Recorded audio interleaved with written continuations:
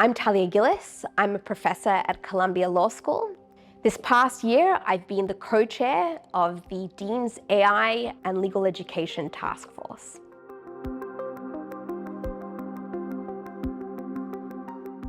We really have two challenges when we think of AI in legal education. We're thinking both on the impact of AI in education more broadly, but we also are thinking about the impact of AI on lawyering and what it means to be prepared to be a lawyer after graduation.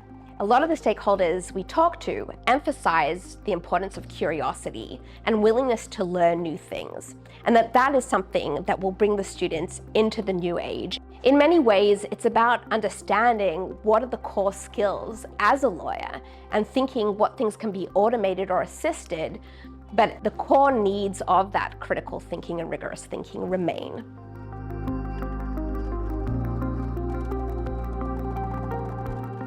One of the things that I very much focus in teaching contract law is to not treat the law as a given.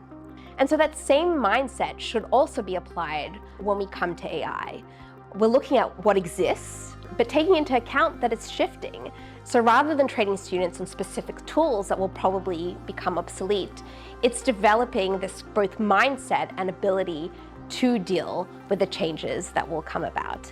We don't expect law students to become computer scientists.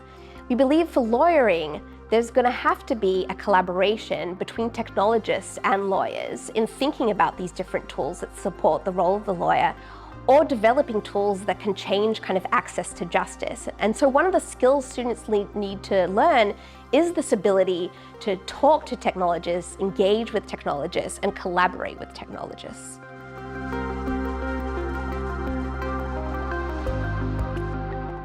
One of the things we focused on was thinking about what is the foundational knowledge, understanding, and competency that all students should have.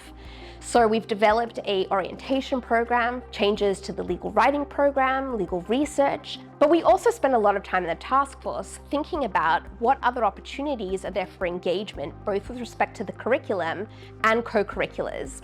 And so one of the things that will begin next year is a new course on law and AI that I'll be teaching with Professor Eric Talley. This course will act as a gateway to other courses in which students can go more in depth into particular topics, whether it's talking about regulation in particular jurisdictions or certain domains and their impact on AI. And in addition, we'll be offering a new workshop on law and AI in which researchers working on frontier topics will come to the law school and present their research. We think that we should treat the discussions around AI in the law school as also an opportunity to lead in those debates and lead in those discussions.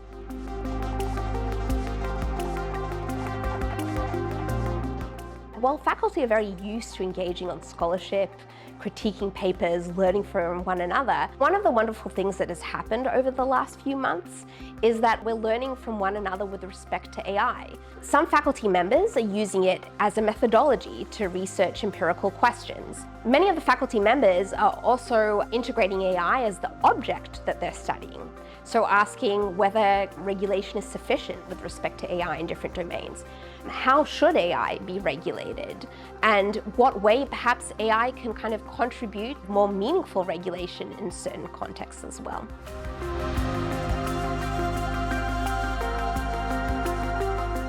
Lawyers are particularly good at critical thinking and analytical thinking. I expect in kind of the next decade that our graduates will play a really pivotal role in thinking about AI. Many of our graduates will be advising companies with respect to AI. Our graduates will be advising governments with respect to AI. That's why it's critical while in law school to engage with these topics, to engage with these technologies, to navigate this shifting landscape